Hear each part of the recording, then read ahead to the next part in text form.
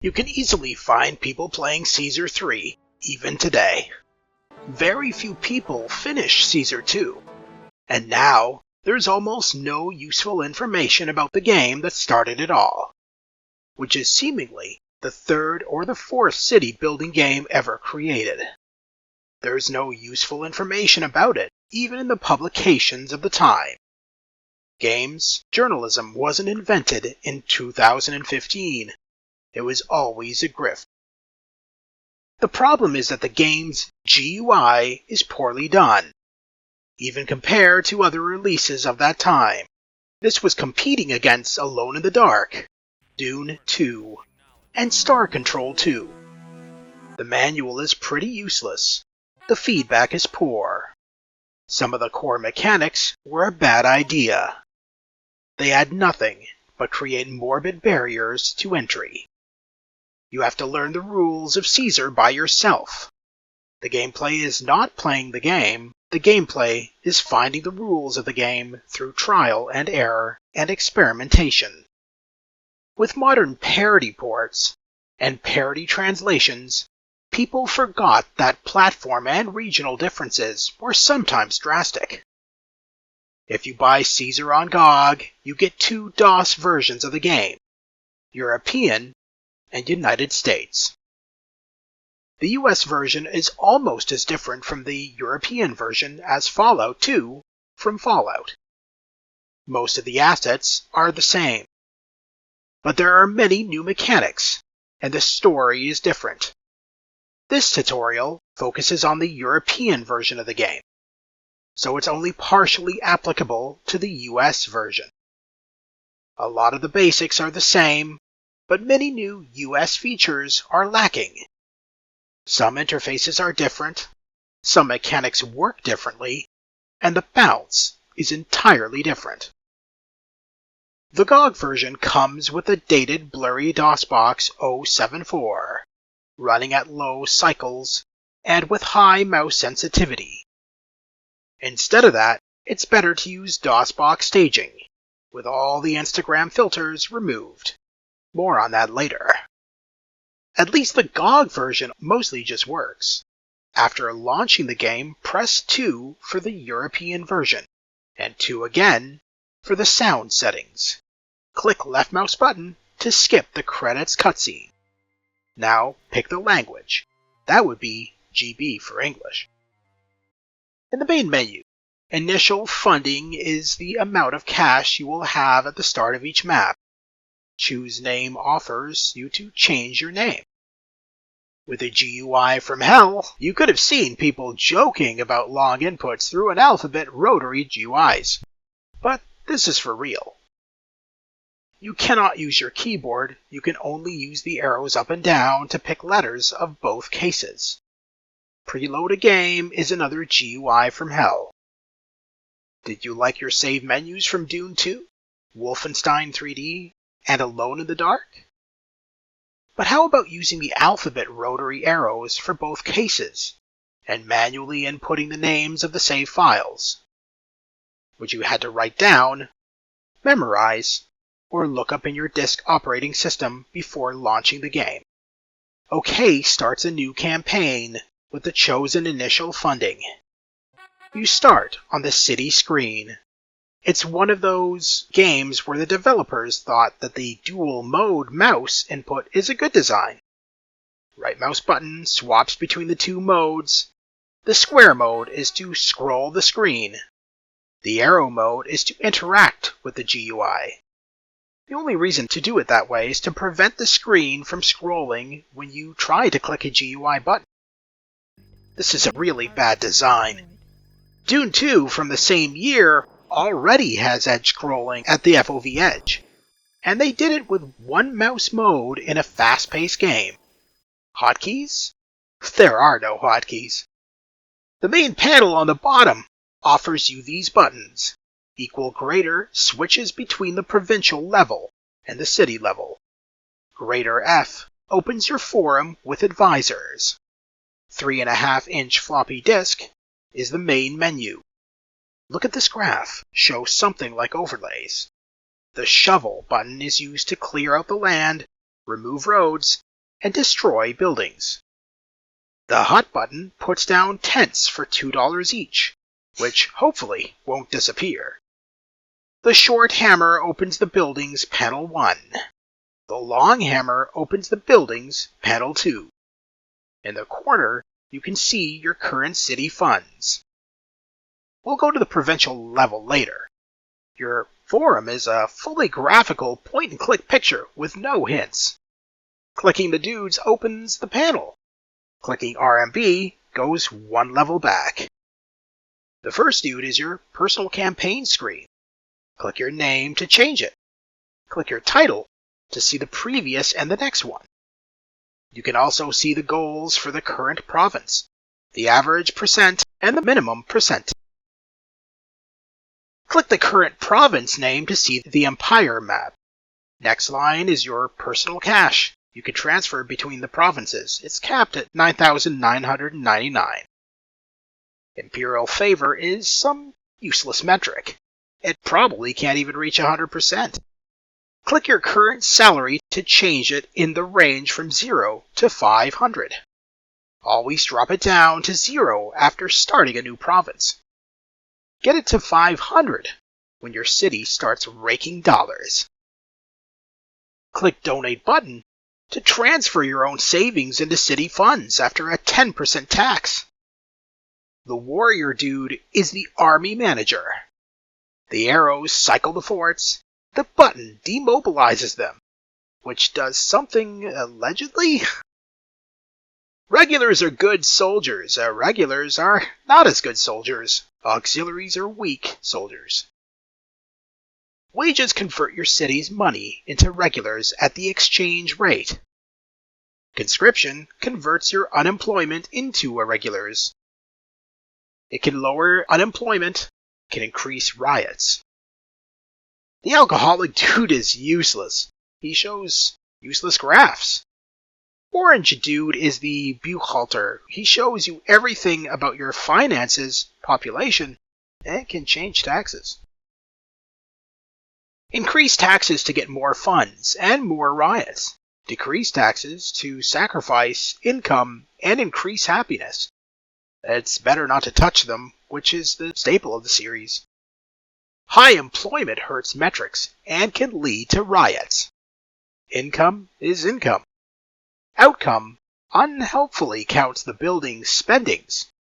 Operating costs include thralls, payments, military payment, your salary, etc.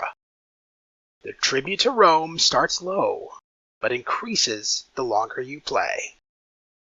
Overall balance is not useful because it counts the one-time construction work.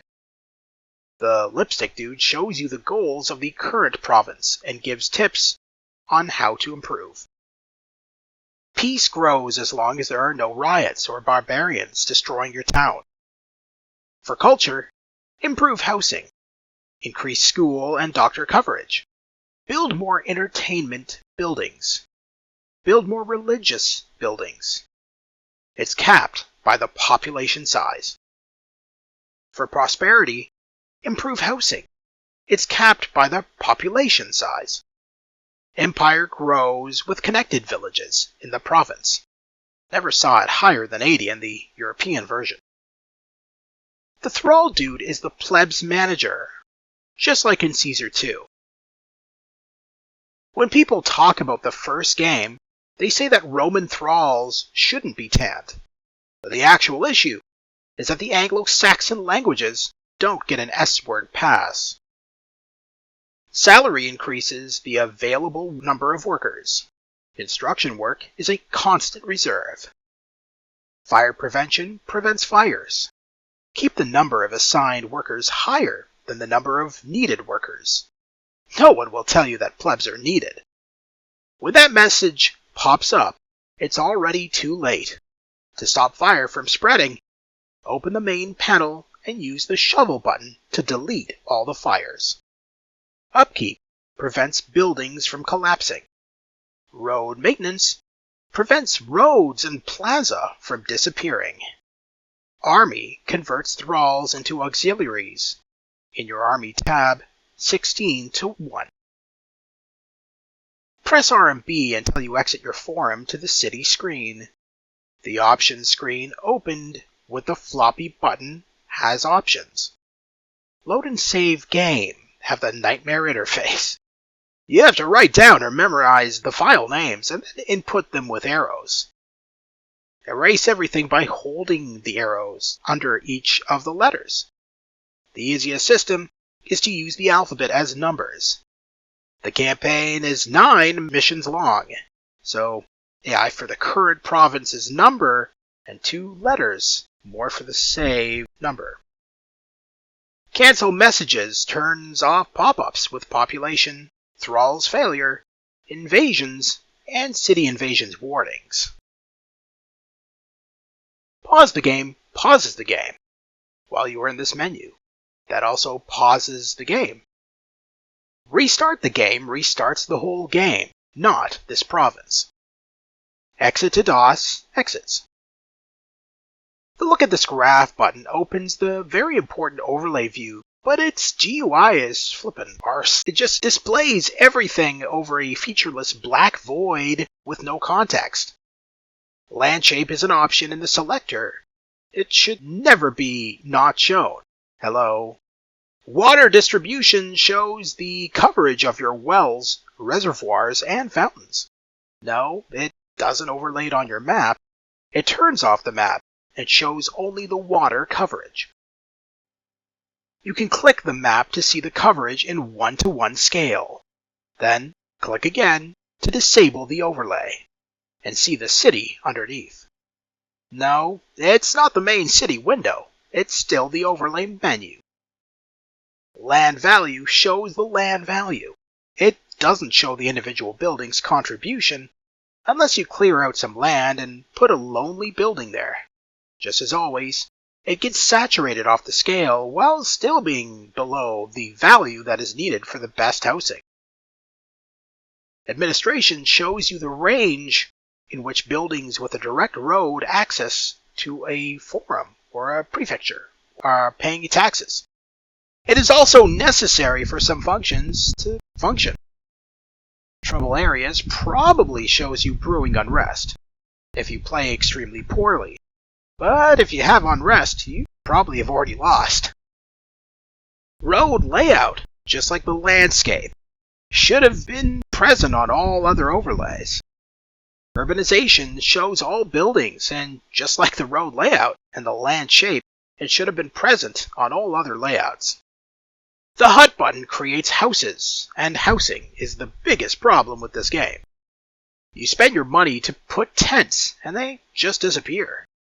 You have to fire up the land value to very big values for housing to stop disappearing.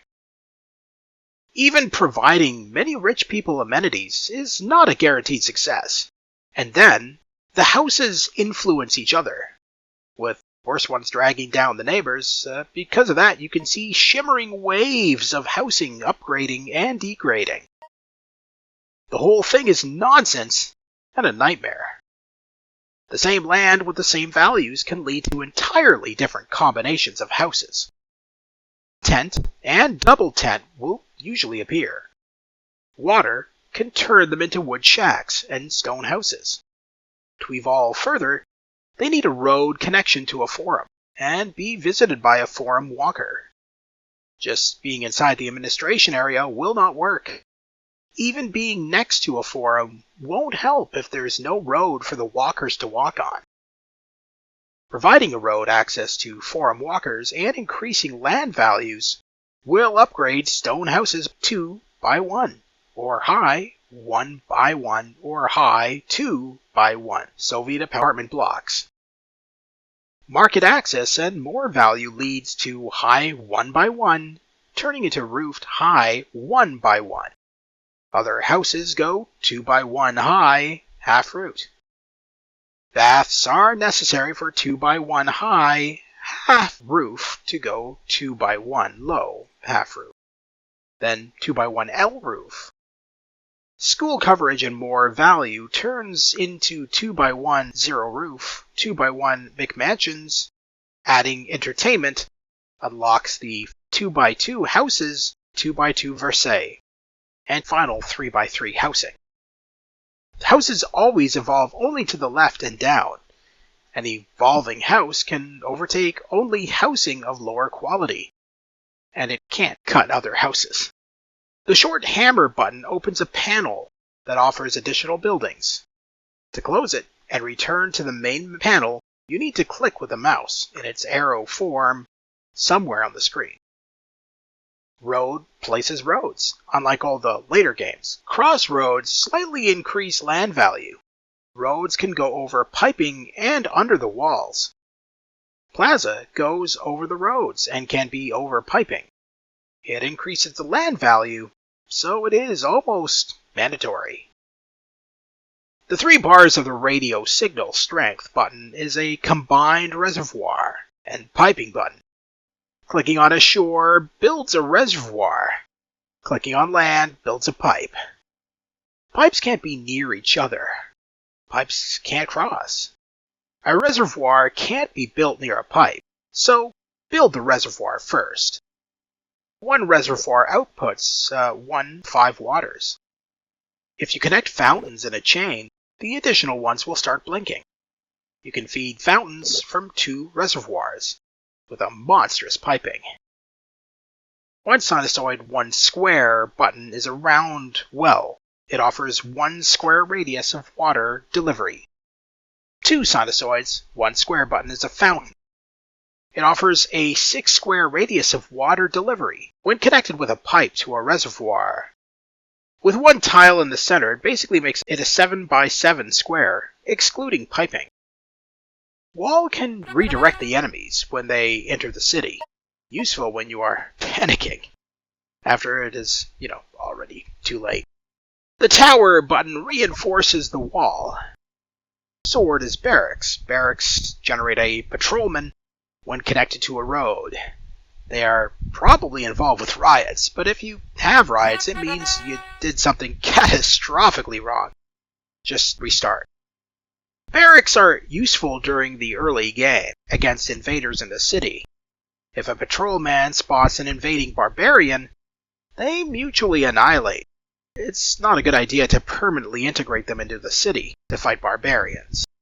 It's better to build 1 to 2 barracks with a small road crossing the path of the current invaders. The whistle is not a small dick, it's a prefecture building.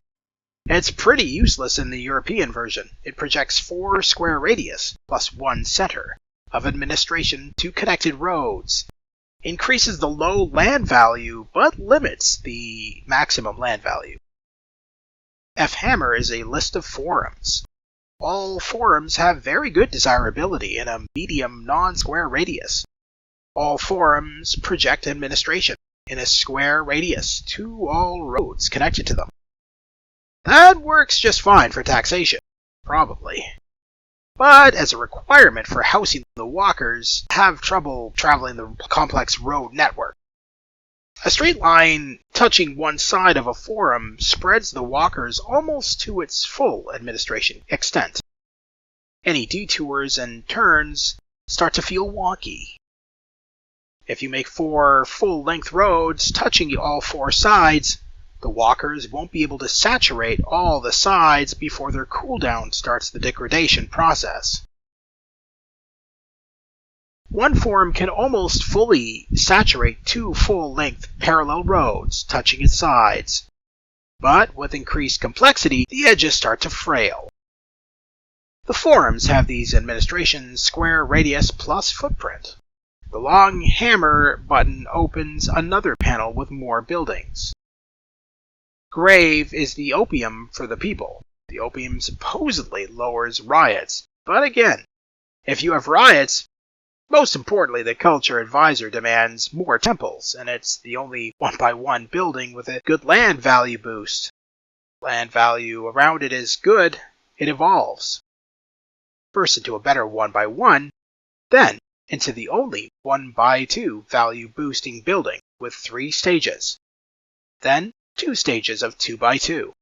And finally, a big 3x2 temple. Sinusoid House is bath.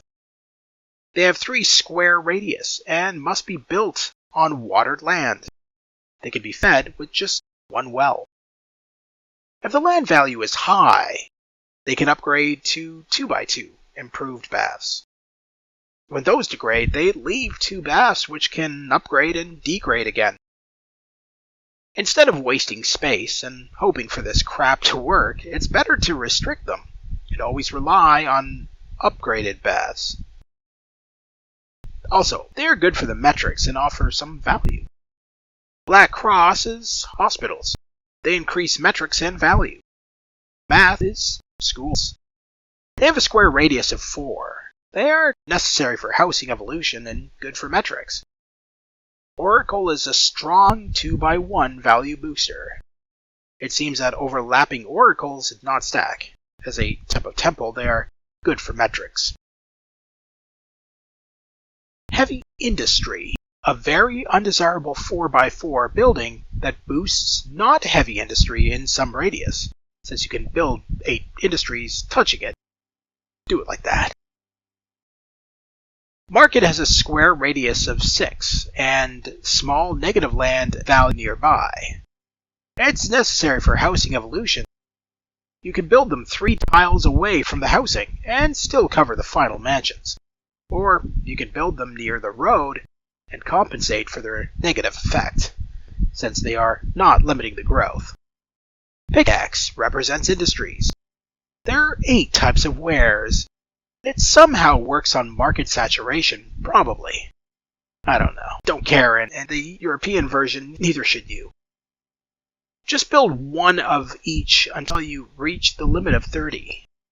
An industry building can be effective up to 7 jars.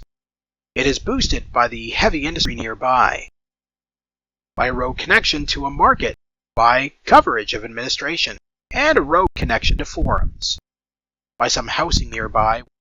When they smell housing, it's too far away. They generate recruiter walkers. They survived in the series until Zeus killed them. Industry is undesirable, but not exactly limiting. With good planning, it's possible to have peak housing next to industry buildings. Mask in theaters, a 2x1 building, increasing land value metrics, and generating 4 square radius of entertainment, which is necessary for the 3x3 housing. Clock is Coliseum, a 3x2 entertainment building, generating land value and improving metrics. It has a square radius of 6. Horse is Hippodrome, a 4x2 entertainment building, generating land value and improving metrics. It has a square radius of 7. The buildings are placed in the painting mode, and the mouse is considered to be in the scrolling mode. You can paint an entire strip of things you didn't mean to. At least it actually displays the cost of the buildings, unlike Caesar 2. Also, it crushes all the shrubbery and rocks, so you rarely need to clean them out manually. There's no pause or building during a pause. There are no speed controls. When you see a message, if you didn't disable it, you only have a second to click R and B on it to be taken to the location of the event. If you missed it, you can't see the message history. If it was fired or collapsed, you can check the desirability overlay to see the black hole. If it was road maintenance, you can try to read the roads overlay. No such backup option for invading barbarians. And speaking of barbarians, now we are going to the provincial level. Barbarians are generated at the edges of the map, and they are beelining towards your city. Then they enter your city and try to reach your forums. Barbarians can't pass through rocks and trees and rocks and trees and water. So they will play breakout, bouncing off them and slowly clearing a path. The game is designed for you to intercept them on the provincial level with your legions, but there is a better way. So first, we start with the provincial panel. It has no button for the main menu, so if you need to have to go back to the city screen. Equal greater returns you to the city screen. Greater F opens your forum with advisors. The shovel button is used to clear out the land, remove roads, and destroy buildings. You can crush the trees and rocks with your buildings and roads without clearing the land first. The road button is used to connect your city to the 4 villages in the current province. The manual says that the roads should be as straight as possible. This is basically to generate 80 Imperial rating buttons. Once you connect the villages, there's not much else to do. Sword creates a new fort. The design was to build forts near the spawn points of the barbarians and hire a lot of soldiers to intercept them. Your military advisor spreads all your available forces evenly between the cohorts. Wall is the bane of all barbarians. Instead of doing repetitive interceptions with bad combat, you can actually wall off the spawn points of barbarians. You can't crush them with walls, so the game will not allow you to build on those squares. But since the spawn barbarians can't move, they can't bounce to destroy the wall. If you're feeling petty, you can find and memorize all these spawn points to surround them with walls. If you're not petty, just build the wall on the edges of your province. That requires about $6,000. Fortifying the shores will not stop the barbarians from sailing, but the walls will throw the barbarians into the sea. And island maps are so small, it's basically free real estate. There are no gates, so sometimes you have to leave an opening for a road. Tower. Basically, it's a reinforced version of the wall to be built on top of the walls, but there's a better use for it. The wall has a weird behavior, so if you can't connect tight bends, you can try to convert them all into the towers to finally finish the encirclement. Cancel will stop the cohort, red standard. You will click next in its tracks. Double-headed arrow orders the cohort. You will click next to patrol between the point that you click and its current position. The cohort will not defend your honor by itself. It will stand in one place and let barbarians enter your town. If you make the cohort patrol, they will actually try to intercept the enemies. But after a victory, they will stop patrolling. You have to manually resume the patrol every single time. 2 swords force the cohort. You click next to try and attack the barbarians you click. The barbarians run around like sneaks, so you don't have a lot of time, and you need to be relatively precise and fast with your aim. The arrow returns the cohort. You click next to its fort. Successfully whaling off the barbarians and making them pay for it takes an investment in time and money, so you still will have to engage in combat at the early stages.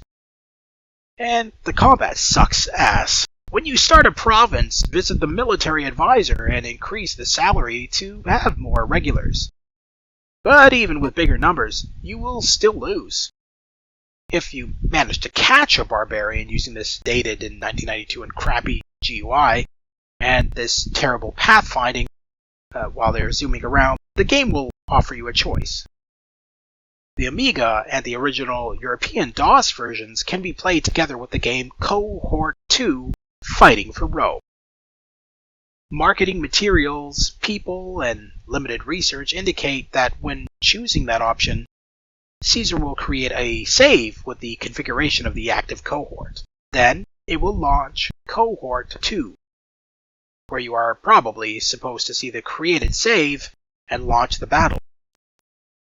Cohort 2 is an ancient real-time tactics game.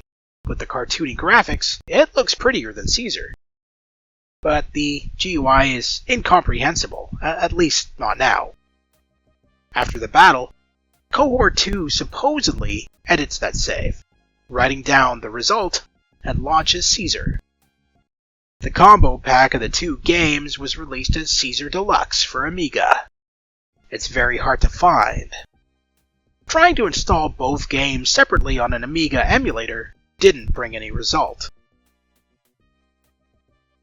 Creating the DOS combination manually works at least a little. After putting cohort 2 in the same directory as Caesar, the cohort button does successfully launch cohort 2. But cohort 2 doesn't launch the specific Caesar scenario, nor it can see the Caesar save file for it to read. When exiting, it just exits to DOS instead of launching Caesar back. The message offering to use cohort 2 will appear before every battle and every time you have to decline. The other option is a single screen with 5 buttons. No, there is no meaning to them. The number of your troops doesn't matter, nor does their morale. You just roll the 1d5 dice and pick a button. 1 out of 5 is effective against this name of these barbarians in this province. If you remember which button leads to victory with which type of barbarians, you can deal with them all. If you guessed wrong, even with a big numerical advantage, your army will just run away. Repeat that 1,000,000 times. So let's start the campaign. Pick 10,000 as the easy option. The campaign randomly assigns a randomized province 9 times in a row. At each next province, you have to meet higher minimal and average metrics, which you can check by clicking your title, the first forum advisor, and by clicking the Oracle dude. Losing the first map demotes to citizen. At least that's what the game says, because failing miserably will lead to you being arrested. So, first of all, you should increase thrall payment to 50-60. That's about enough for a province, at least for starters. Set your salary to 0. You will change it to 500 when you start raking in cash. It stops once you hit $9,999 of savings. Next, set the military salary to about 100 and make your cohort patrol near the town. Don't forget to restart the patrol after every battle. If you are playing with a lot of starting cash or have personal funds, just wall off the entire border of the province. If you leaked a barbarian into your city, just try to build barracks with a small road on its way, and try to reroute them with walls away from your buildings.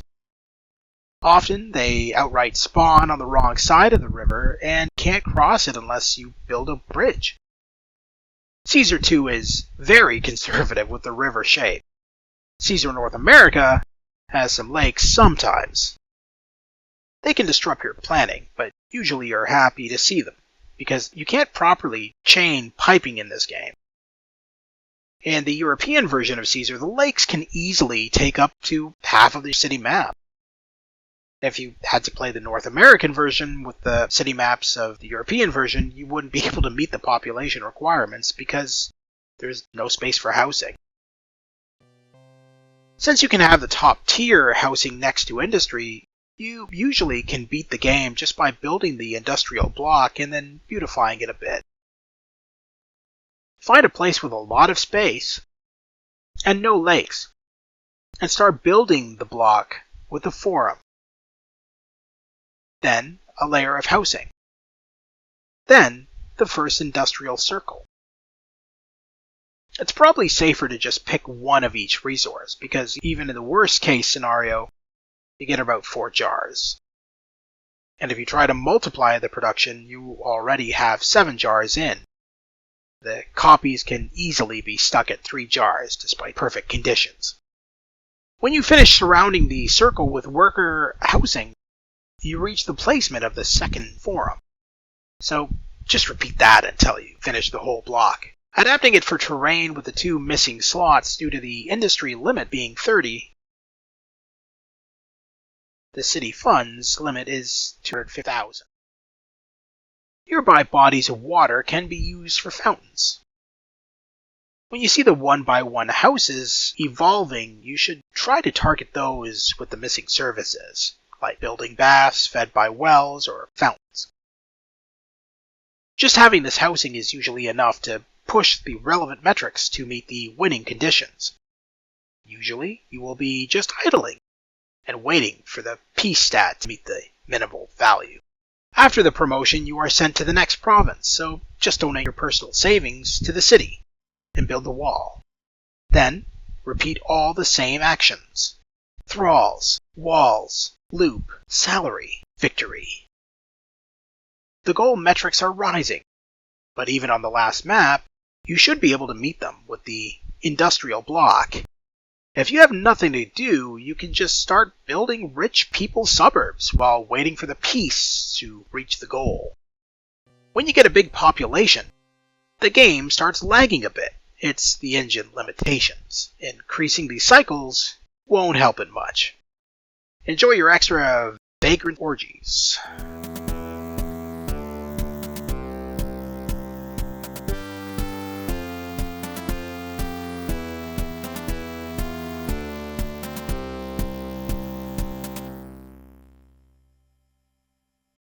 Video is narrated by The Gamer's Grotto. You can check me out on YouTube at The Gamer's Grotto. Thank you very much for tuning in, and have a wonderful day. This is an additional section about setting up DOSBox. DOSBox and its GOG configs just work. But they work only as much as they do. GOG uses DOSBox 0.74-2. The latest stable DOSBox release is DOSBox 0.74-3, and it is from 2019. You do not need infinite growth and unending useless updates that move one button around if the program just works.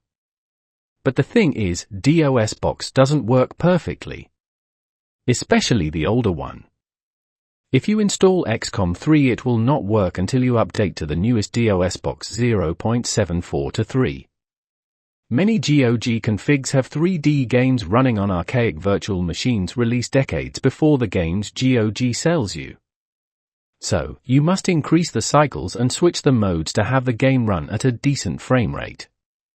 And then all the mainline DOSBox versions are very blurry when played full screen. That's after you disable the Instagram filters enabled by GOG. So, if you want better graphics quality, the first task is to install dosbox-staging. It is a DOSBox fork created to increase the number of Instagram filters and use the worst ones you can imagine by default. But if you disable all the filters manually, it will run with crispy graphics in full screen unlike DOSBox. After you've installed it, we need to find the conf file. Maybe that is the reason why GOG uses the older version of DOSBox. DOSBox-staging is built upon the newer version, and it ignores configs inside its folder. It creates a new global config and hides it somewhere no one will look. GOG assumes you will install several games, each of which needs a dedicated conf file, so I'll assume that is the reason. Open a folder, input %appdata% into the address bar and press Enter. Now press the address bar until you can edit the address. Delete roaming and input local /DOSBox, press Enter. You should be inside the folder with the file called dosbox-staging.conf. Open it with a notepad. For some reason DOSBox-staging can decide to switch your language from English to whatever it wants. Press Ctrl+F and input language, press Enter 3 times. You should see the language parameter, change it to EN, press Ctrl+S, launch DOSBox-staging and check that it's in English. Now find the output parameter. Change the value from Bopengle to texturenb. Find GulShader, replace CRT Auto or whatever it has with the nearest. Find Composite, replace with Off. That should be enough to get a proper crispy original image as it was in 1992 with no Instagram filters or AI slop. Increase the cycles to about 10,000. Change the mouse sensitivity to fit the game better. You can create a .bat file to launch the game in staging. Or create a link with launch options. Or just drag and drop csr.exe onto your DOSBox-staging executable.